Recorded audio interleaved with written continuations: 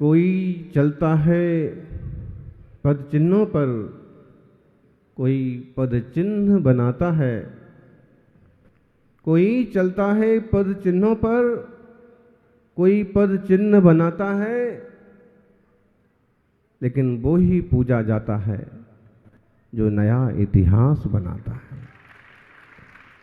जो औरों को जीवन सिखाता है, जो औरों का भी मार्ग प्रशस्त कर जाता है। आज हम श्रमण परंपरा के मुकुटमणि आचार्य भगवंत अंकलीकर आदि सागर जी महाराज का 159वां जन्म जयंती महोत्सव मना रहे। किसी भी परिवार में दादा की, पिता की, पुरखों की बहुत बड़ी भूमिका होती है। उनकी उपस्थिति मात्र, उनकी उपलब्धि मात्र से परिवार का साहस और धैर्य बंधा रहता है। जब उनके शिवगोंडा जी के पिता अंकलीकर ग्राम नहीं, अंकली मात्र है गांव का नाम। क्या है? अंकली। फिर अंकलीकर, अंकली में जब वो रहे तो उनको कोई अंकलीकर नहीं कहेगा, क्योंकि वो तो उस गांव में है ही है। लेकिन वो दूसरे गांव में गए तो और समय 3-3, 4-4 आदि सागर जी थे। अपने अपने ढंग से, अपनी अपनी सामर्थ्य से वो अपने हिसाब से साधना करते थे। तो पहचानने के लिए कि ये कौन से आदि सागर बोले भोसेकर, ये भोसे गांव के हैं। ये भी बड़े तपस्वी हैं। इनकी भी समाधि कुंजवन में ही हुई। 2 समाधि पास पास है, एक अंकलीकर की, भोसेकर की। भोसेकर जी आदि सागर जी अंकलीकर जी को श्रेष्ठ मानते थे। एक और आदि सागर जी हुए बोरगांवकर।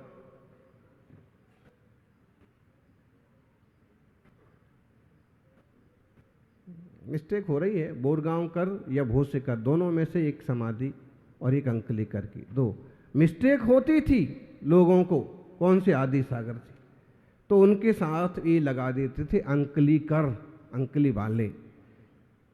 भोसेकर, बोरगांवकर। फिर काफी बाद में एक महाराज और आदि सागर जी हुए। फिर एक महावीर कीर्ति जी के शिष्य भी आदि सागर हुए। फिर शांति सागर जी महाराज के शिष्यों में भी एक आदि सागर जी हुए। आदि सागर मतलब एक परफेक्ट नाम था। जैसे किसी की संलेखना समाधि चल रही हो तो उसका नाम क्या रख देते हैं सीधा।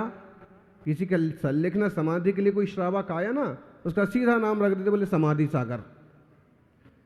कोई माता जी बन नहीं आई समाधि के टाइम पर, समाधिमती माता जी, ये परफेक्ट टाइप के नाम हो गए। शांति सागर भी बहुत परफेक्ट नाम रहा। भगवंत आचार्य चारुतकर चक्रवर्ती जी का तो था ही। उसके बाद फिर क्षणी वाली शांति सागर जी हुए। उसके बाद फिर एक हस्तिनापुर में भी हुए। उसके बाद फिर एक और हुए। उसके बाद एक और हुए। तो कुछ नाम ऐसे रहे हैं कि जिन्हें बहुत ज़्यादा रुचि से स्वीकार कर लिया जाता था। जो भी रहा, लेकिन इन गुरुओं की बड़ी भूमिका रही श्रमण संस्कृति के विकास में। आप सही सुन रहे थे कि अंकलीकर जी न्यू है, शांति सागर जी धरातल है, और इस युग में कहो सन्मति सागर जी, विद्यासागर जी, वर्धमान सागर जी कंगूरे हैं। लोग मंजिल को, शिखर को तो बहुत जल्दी पहचान लेते हैं, और कल के दिन और कोई प्रभावशाली साधक आ जाएंगे, बहुत जल्दी वो पहचान में आ जाएंगे। लेकिन हमें धरातल और नींव को पहचानने में बड़ा टाइम लगता है। दिखता नहीं है ना वो। धरातल तो फिर भी कुछ दिखता है, नींव तो बिल्कुल भी नहीं दिखती। आज हम ऐसे धरातल, ऐसे नींव का भी स्मरण कर पा रहे हैं, हमारा सौभाग्य है। हम उनके जीवन से, उनके चरित्र से सीखें। बचपन क्या गजब का रहा, तो युवावस्था में भी कैसा साहस दिखाया। दक्षिण भारत के लिए, जैसे अभी विनोद जी कह रहे थे, उस तरफ एक गांव, ये बड़े बड़े आचार्य, उस तरह का परिवेश, खेती का, किसानी का परिवेश, एक निडरता, एक निर्भयता लगभग सब में रहती है। और फिर उसमें और कोई विशेष होनहार जीव हो तो फिर कहना क्या।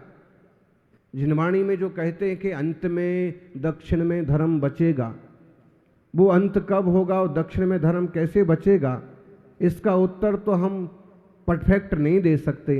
लेकिन इस कलयुग में, इस सदी में तो दक्षिण के कारण से ही पूरे देश में दिगंबर मुनियों के दर्शन हो रहे हैं। ऐसा ही कोई योग बनेगा कि दक्षिण में धर्म जड़ें बनाए रखेगा। सौभाग्यशालियों,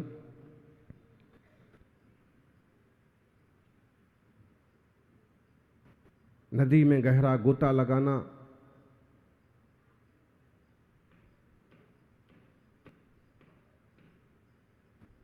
भंडारों के दरवाजे तोड़ देना, रिस्क लेना, क्योंकि उस तरफ ठाकुर होते नहीं हैं, लेकिन नाटिका में किसी आदमी का नाम रखना या वहाँ जो उपस्थित हैं वो नाम रखना शोभा नहीं देता है, इसलिए एक शब्द चुन लिया।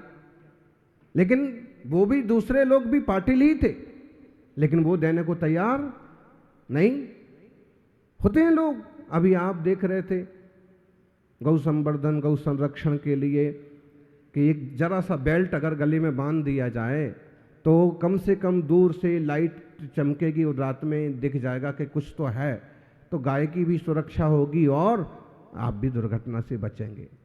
तो कई लोग बोल रहे थे हमारी तरफ से इतने गौरक्षा सूत्र, सही शब्द है ये। अब कुछ लोग सोच ही नहीं पाए। अरे पशुओं के लिए तो अंकलिकर महाराज ने अपने जीवन में भी एक बहुत सुंदर प्रसंग, सुंदर क्या है, गृहस्थी का है, लेकिन साहस का प्रसंग। सारे दिन खेत में काम किया, बैलों ने भी उनके बराबर काम किया, बैल ही ज्यादा करते, बैल ही आगे चलते हैं, खुद तो पीछे चलते हैं। लेकिन जब अब जो सब सामान समेट करके बैलगाड़ी लेकर के घर आने की बारी आई, दिन भर के थके हारे बैल को एक चढ़ाव पर पत्थर की चोट लगी और उसका एक पूरा पांव खुर घायल हो गया, खून बहने लगा। शिवगौड़ा गाड़ी से उतरे, उन्होंने बैल को थपथपाया, देखा कि इसको 3 पांव से चलने में बड़ी दिक्कत हो रही, मेहनत तो दिन भर कर ही रहे हैं। जे कम में सूरा ते धम में सूरा, उस तरफ इस तरह से कर्म में सूर साधक हुए। शांति सागर महाराज ने खुद भी खेती की गृहस्थावस्था में, सातगोंडा में, अंकलिकर महाराज ने भी की, देशभूषण महाराज ने भी, विद्यानंद महाराज तो स्वतंत्रता संग्राम में भी शामिल हुए, लेकिन वहां की कुछ समस्या और कुछ चीटिंग देख करके फिर उनने वैराग्य का रास्ता अपना लिया। परसों अर्जुन लाल सेठी का हम कुछ एक उत्सव करने वाले हैं ना, कल विमोचन किया, उसमें हम कुछ बातें और आपको विशेष बताएंगे कि जैन लोगों ने किस ढंग से स्वतंत्रता संग्राम में तन मन धन जीवन तक अपने व्रतों के साथ, व्रत और आचार और श्रद्धा छोड़ के नहीं। आज हम इसी लिख पर इसको समझ लें।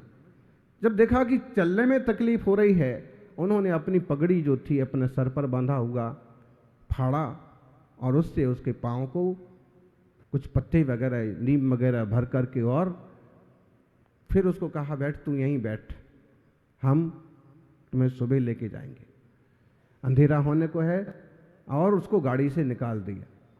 और फिर खुद एक तरफ एक बैल, दूसरी तरफ खुद गाड़ी खींच करके घर तक पहुंचे। लेट हो जाने के कारण से गांव वाले भी थोड़ी दूर तक, परिचित लोग भी दूर तक आए, थोड़ा बाहर गांव के कि मतलब क्या अभी तक क्यों नहीं आए, कोई जंगली जानवर तो नहीं आ गया, कुछ तो नहीं हो गया। तो देखा कि एक तरफ बैल लगा हुआ है और एक तरफ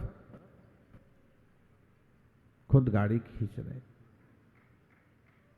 पशुओं के प्रति दया। कई ऐसे निर्दय लोग होते हैं कि घोड़े पर बैठते हैं, वो कितने ही हाँफे, कितने ही थक जाए, पांव भी पसर जाएं। दिल्ली का प्रसंग है, कृष्णा नगर से हम सुद्धी को जाते थे बिहारी कॉलोनी तरफ, 1.5 किलोमीटर था, लेकिन खूब अच्छा मैदान मिल गया था।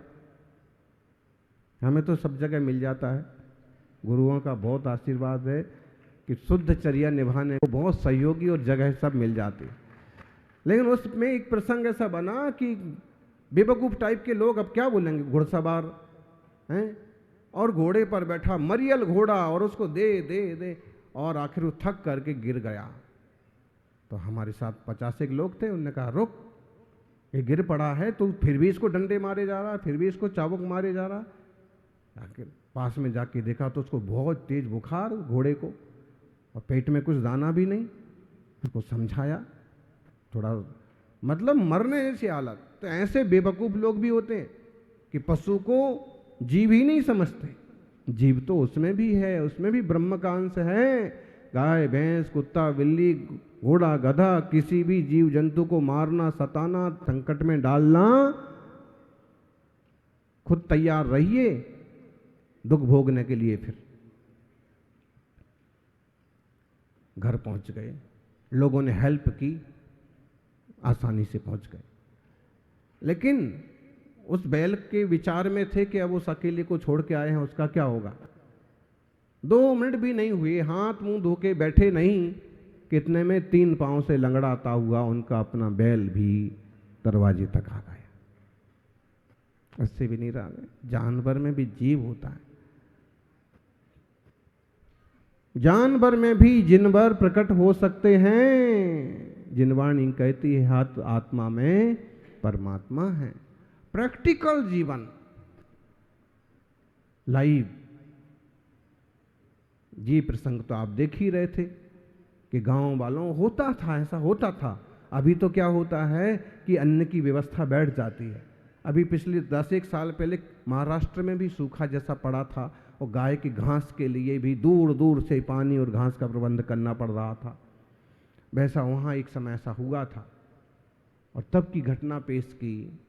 और जब उन्होंने दूसरों का अनाज लुटवा दिया, वो दान नहीं करना चाहते हैं, वो मुट्ठी भर भी नहीं देना चाहते हैं। आप 1000 रुपये देते हैं, वो 4 रुपये भी नहीं देना चाहते। अब ऐसे में जब उनने निकलवा दिया कि भूखे कैसे रहेंगे लोग, आप तो लूटो, ले जाओ, ये रखा हुआ, ये हमारे लिए रखा हुआ है, हम खाएंगे। भाई आप खाओगे, सबको दे दो, इसमें से कई परिवारों का निर्वहन हो जाएगा। तब तक हो सकता बारिश आ जाएगी, खेतों में फिर फसलें आ जाएंगी। और कोई नहीं माना तो उनको दरवाजे तोड़ के अन्न निकलवाना पड़ा। फिर जज के सामने उन्होंने कहा कि अगर मानवता की रक्षा करना पाप है तो आप मुझे सजा दे सकते हैं। जज भी समझदार था, उसने कहा नहीं, इस तरह से देखा जाता है कोई अपराध नहीं है, ये तो जन सेवा का, सुरक्षा का कार्य किया। इंसानियत होना चाहिए, और मुझे लगता है कि जो इंसानियत से भरे लोग होते हैं वो ही कभी आगे जाकर के साधु संत बन पाते हैं। कुछ लोग सोचेंगे कि उनके गृहस्थी के प्रसंग क्यों निकालते हैं। परसों आचार्य श्री शांति सागर जी के भी गृहस्थी के प्रसंग निकाल रहे थे, आज भी। ये इसलिए है कि एक गृहस्थ का जीवन किस ढंग का हो तो आगे चल करके वो क्या हो सकता है। भाग्यशाली हो।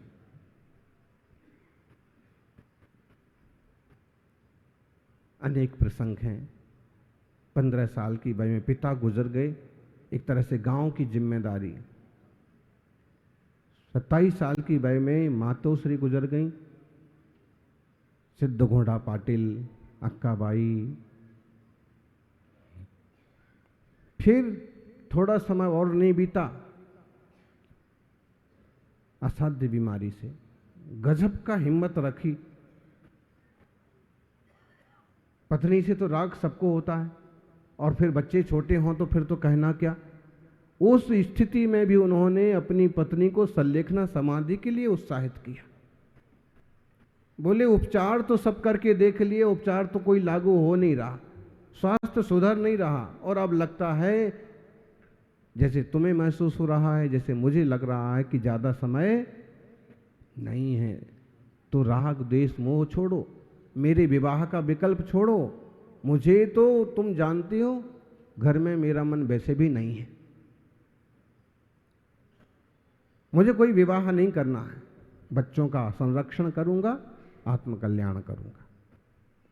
और राखी कब काम आती है, इससे बड़ा और क्या प्रसंग होगा कि भाई अगर कल्याण के पथ पर जाना चाहे तो बहन ने बच्चों को पालन करने के लिए स्वीकार कर लिया। बड़ा शिक्षाप्रद चरित्र है, जैसे पूरी एक पिक्चर की स्टोरी है जैसे। क्योंकि हम बहुत ज्यादा उनकी इन श्रेष्ठतम शिक्षाओं से परिचित नहीं हो पाए, के गुरु बनने का मौका मिला था जिनसेन स्वामी जी को, और आज कोई जमाना है कि हमारे शिष्य उस गद्दी पर बैठे हैं और दक्षिण भारत में प्रभावना कर रहे हैं।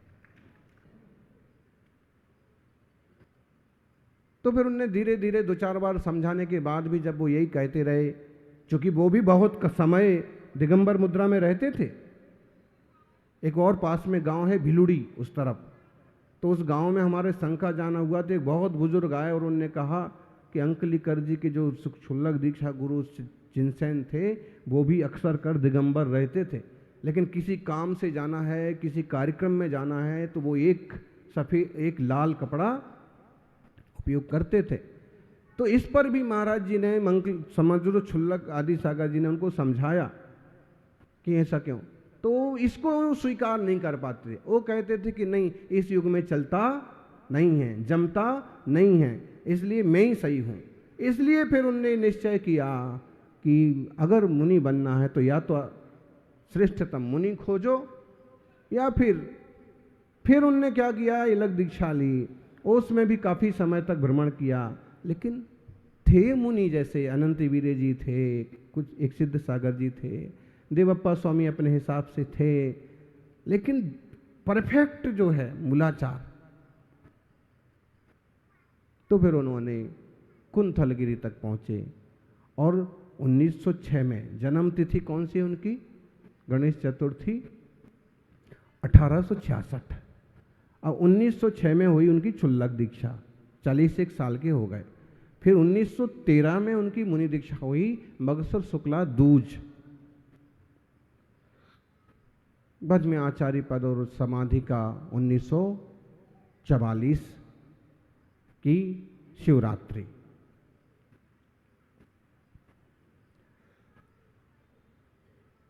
तो उन्होंने कुंथलगिरी पहुंचे और उस समय वहां पर उस तीर्थ पर दिगंबर मुद्रा स्वीकार की। क्योंकि ऐसे अतिशय अभी आप सुन रहे थे कि श्रद्धा से चमत्कार होते हैं।